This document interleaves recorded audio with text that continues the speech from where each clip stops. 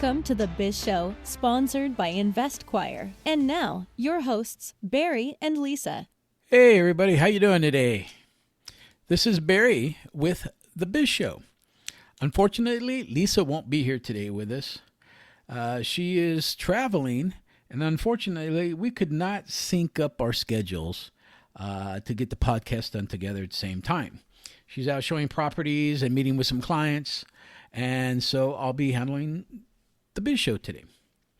Anyway, this episode is actually a part 2 of last week's episode in regards to the interview process and things that you should be looking for when you're interviewing interviewing candidates for your company.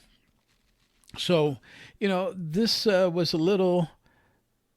this topic was a little too big to fit all in one podcast. So this is part 2 of that. So we can kind of finish it up, right? We didn't want to leave it hanging. But anyways, there's a lot to the interview process, right? And there's a lot of things for you to think about, to understand, questions to ask and things like that, which we kind of went over some of those questions in last week's podcast. We didn't go over the technical questions that are specific to the job because we don't know what that job's going to be. But, we did want to clue you in regards to questions that you should ask them about their character, things that you're going to get to know them on a more personal type level to see if they're going to be a good fit for your company. What we're going to focus on today really is post-interview and the next steps and kind of following up to what's going to happen in order for you to make a good decision about who's the right candidate for your company, right? So, we're going to talk about the post-interview evaluation. And on that, once you're done conducting the interviews, you've asked all these questions. If you've done a thorough job, you've probably written a lot of those answers down, and you've also had some questions that were exactly the same for every single candidate to help you kind of evaluate them, right? So, you want to collect all of that information that you've learned and kind of put it together for each candidate so that you can start ranking them and stacking them up against one another and seeing which is the best candidate for your business. Now, sometimes I know, and in the past for me as well, I've had several people interview them as well, not just myself. So you want to make sure, if that's the case in your company, your business, that you collect all of their information, you get their thoughts, and get all that collected together so that you can kind of compile that list on that particular candidate. If you've got the time, I do suggest having someone else interview as well, besides just yourself. Now, some jobs that you might be interviewing are really, really easy, right? So, if you're working at a small boutique gift shop, there's probably not a lot to go over other than like customer service, work ethic, can you be here on time, things like that. Or at a fast food restaurant, same thing. However, if your company's bigger and you've got specific needs, or if this position might be an accounting position or something like that, yeah, you're going to want to make sure that you've got all their information about accounting, all their bookkeeping skills, any certifications or certificates they might have, how long they've been doing it. So you're going to gather all that information, compile it, put together so that you can compare the criteria against the other candidates and kind of hopefully help you narrow down to get the best qualified candidate. Other things to consider is how well they performed in the interview. Let's face it, interviewing is a scary thing for a lot of candidates. Might even be scary for you. That's okay. And you should probably overlook part of that in regards to their nervousness. Hopefully you've done a good job of trying to set them at ease. I mentioned in the last podcast some of the things that I do just to kind of clear the air, kind of get them settled in, us having some off-candid conversations, me taking them out to grab a cup of coffee, things like that. Kind of clearing the air, just kind of getting them relaxed so that you can get the best read on them. Some people, that's not going to happen. They're just going to be nervous. They're going to be fidgety. And you just need to see through that stuff, right? Because really, at the end of the day, what you're looking for is the candidate that best fits for the position. As I mentioned in the past, there's times that I've hired people in the past who have had the right skills, the technical skills for the job, but they didn't really fit in well in the company culture or anything like that. And you've got to weigh that in too, right? So there's been times in the past I've actually hired somebody who's got a great personality, has got a go, I can get this done type of attitude, but they don't really have the skills. You have to assess, can you teach them these skills, or can another one of your employees teach them these skills? If that's the case, then that's the person you might want to hire. Than somebody who might have all the hard skills that you need, but they don't get along well with others. That could be a problem down the road for something completely different. So, but if you do have other people doing the interviews, make sure you have perhaps a group discussion and discuss each candidate. Find out what they like, and compare to what you liked about that candidate. Do they match up? Do they not match up?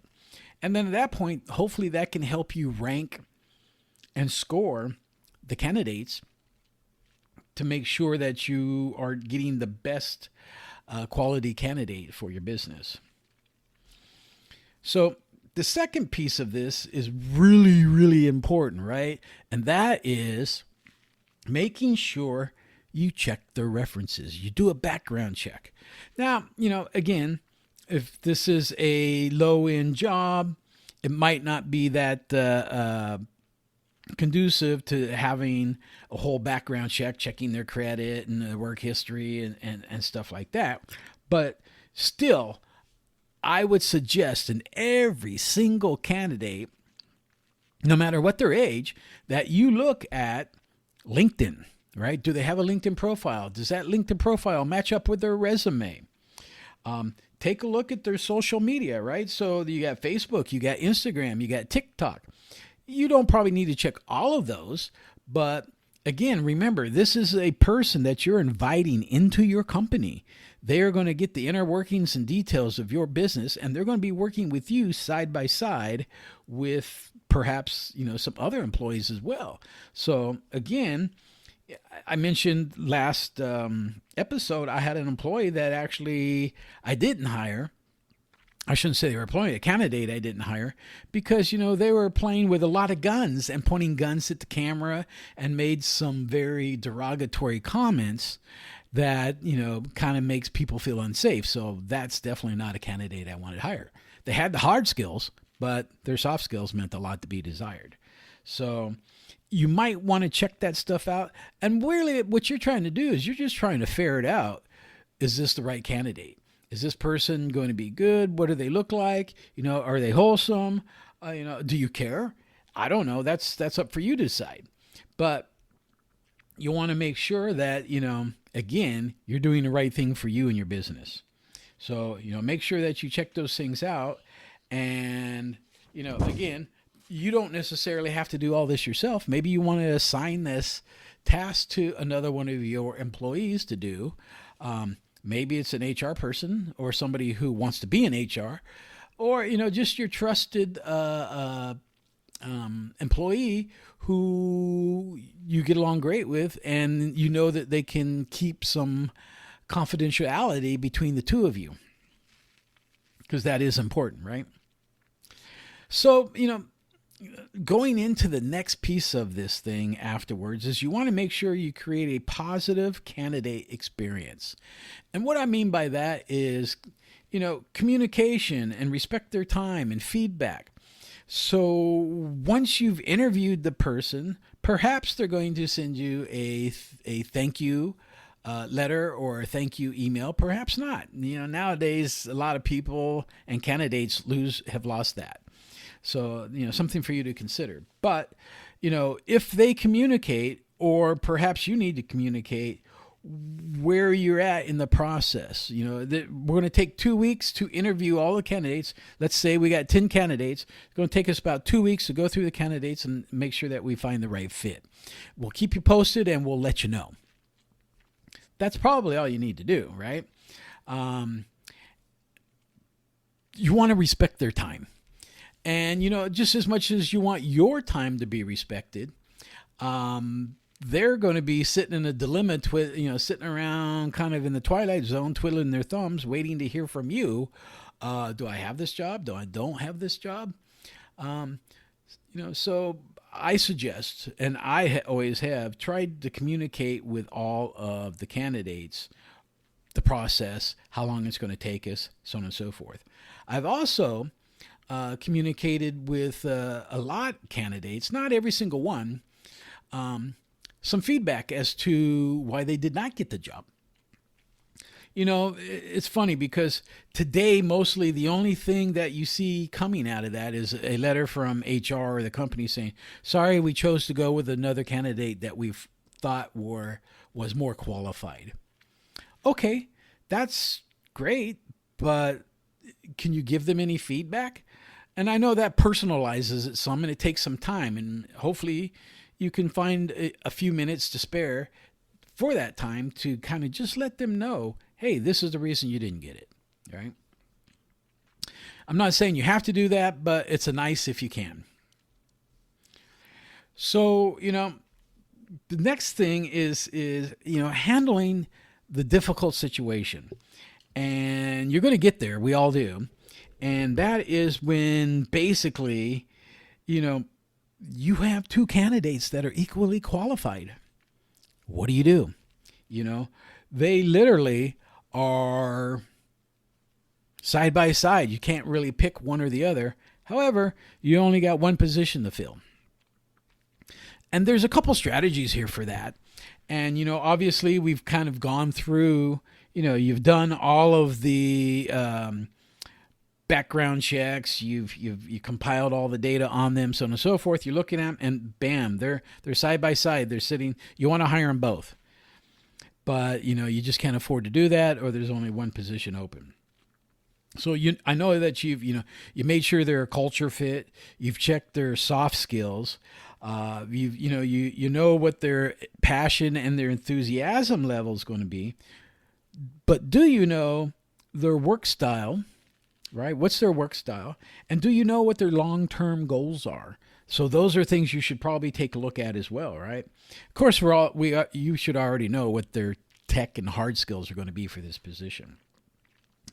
But here's something I've done in the past, and it's worked out pretty well. And it's kind of been the tiebreaker between the two candidates.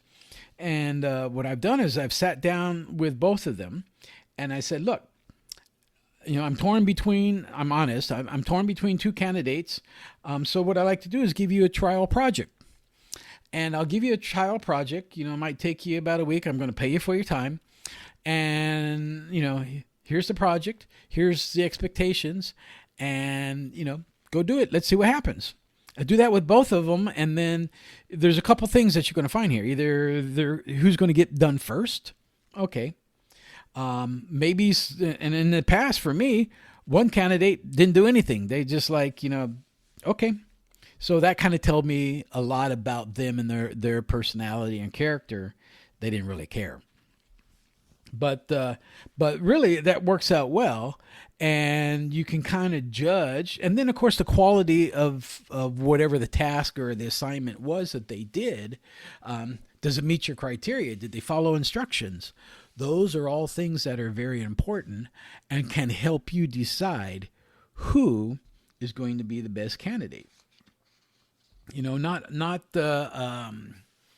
everybody is good at following directions. Again, this is something for you to kind of just keep in mind. It's a process and it's a journey, right? There's going to be hiccups along the way. There always is. And it doesn't really matter one way or another. just as long as it gets done and you are able to ascertain who's going to be your candidate that you're going to hire. Who are you going to extend the offer to? There is also one other thing that is a difficult situation. And sometimes you have to resend a job offer that you've sent out already. You've sent a job offer out because you thought you're done, and all of a sudden the last minute candidate comes in and they knocked it out of the park. They hit it 175%.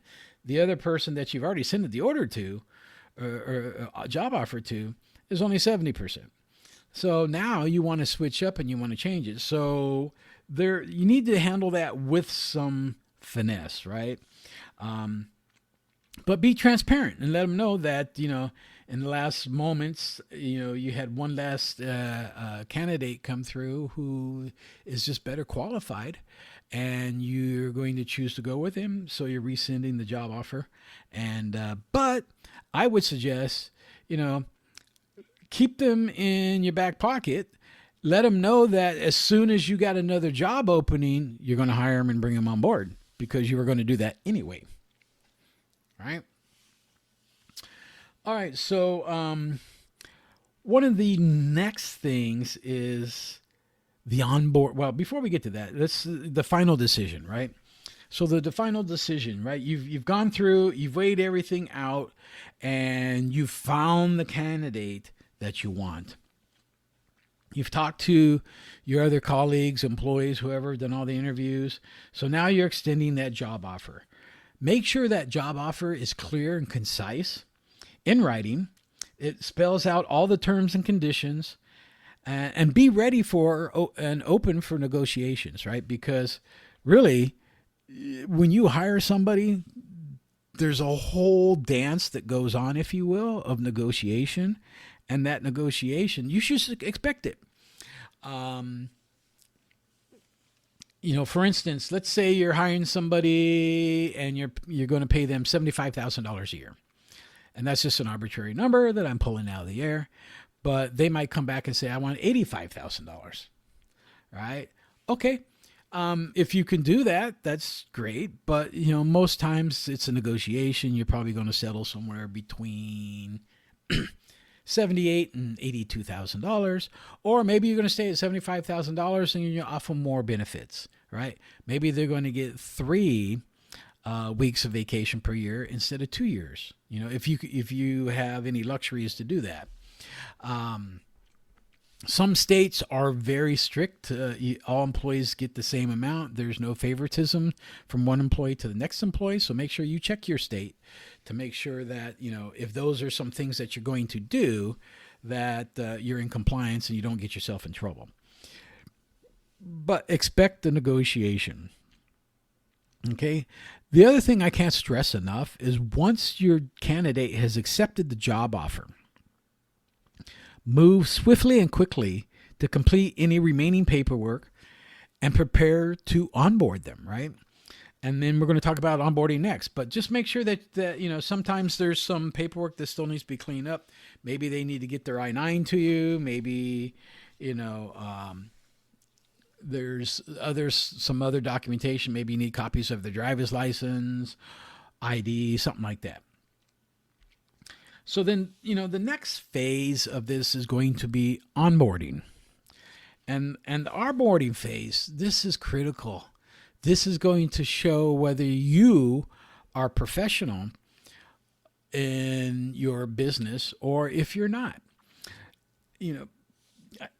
Onboarding is a process where you're actually bringing the employee on board.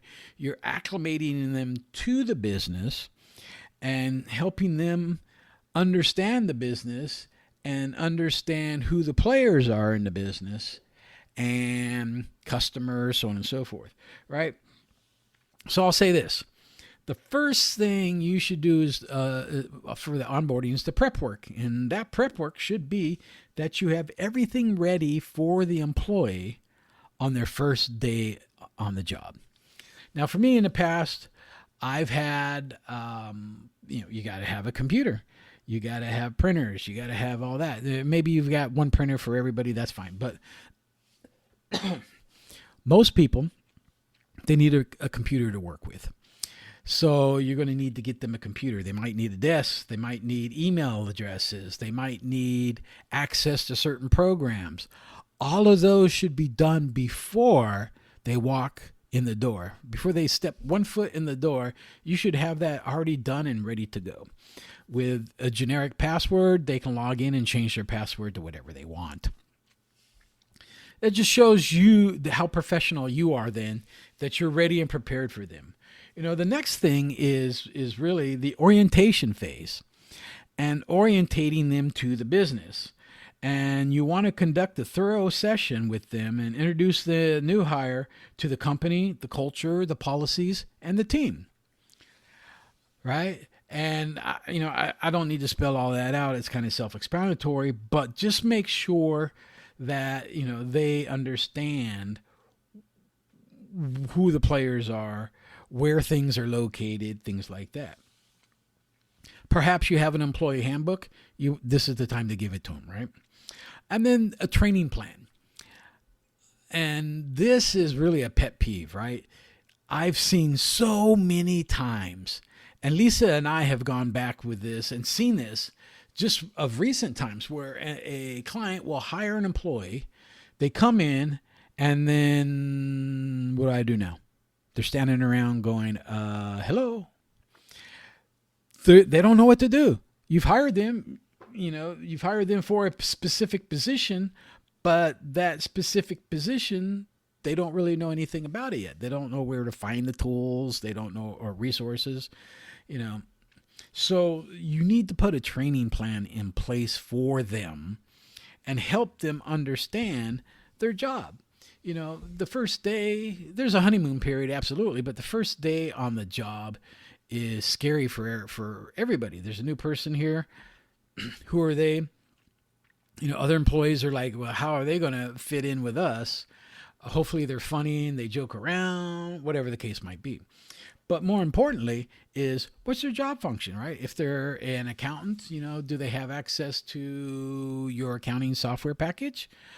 Can they get in and, what are they looking at? What's important to you? Because, when we're talking about accounting, right, there's various things that are important to various different business owners. Some are interested in the P&Ls. Some are interested in the income sheet. Some are interested in the cash flow. So what's the important things? And then how do you handle those accounts payables, accounts receivables? What are your policies? 30-day net terms or pay, up front? So make sure that you get them acclimated to what that might be, right? It's important for them to know, and it makes them feel good too, because they feel like they're now working for a company that gets it, that understands it, that knows that they are important and that the company cares about them. And, this is a whole thing going on right now, right? Employees want to know that the company cares for them. The younger generation, they look at the company, what are the initiatives that the company has going on for the environment, or for the cultures, for the community. Those are importance to the younger generation, where they weren't so much to the older generations.